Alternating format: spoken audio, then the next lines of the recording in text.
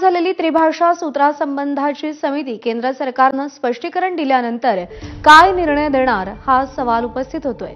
त्रिभाषा सूत्राचा वाद कसा मिटणार या संदर्भात त्रिभाषा सूत्र समितीचे अध्यक्ष डॉक्टर नरेंद्र जाधव यांच्याशी बातचीत केली आमच्या प्रतिनिधींनी। पाहूया। पहिली गोष्ट म्हणजे पहिलीपासून 3 भाषांची सक्ती असणार नाही आणि हेच शैक्षणिक धोरणामध्ये होतं की कालांतराने हळूहळू त्या 3 भाषा शिकवण्यात येतील।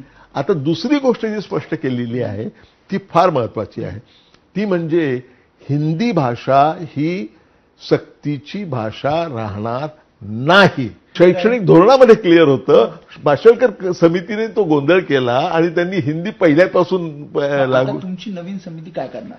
आमची नवीन समिती याचा साकल्याने अभ्यास करणार आणि या बदललेल्या पार्श्वभूमीवर भाषासूत्र कसं असावं हे ठरवण्याचं काम करणार आहे।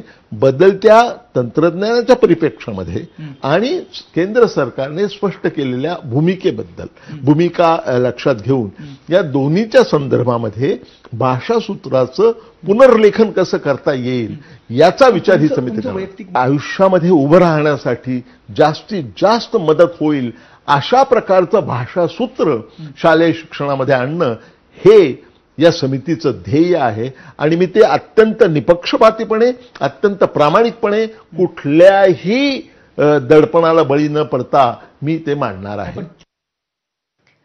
आणि या बातमीसोबत बुलेटिनमध्ये आत्ता वेळ झाली इथेच थांबण्याची। पुढचे अपडेट्स पूर्वीसोबत दुपारच्या बातम्यांमध्ये पाहत रहा एबीपी माझा।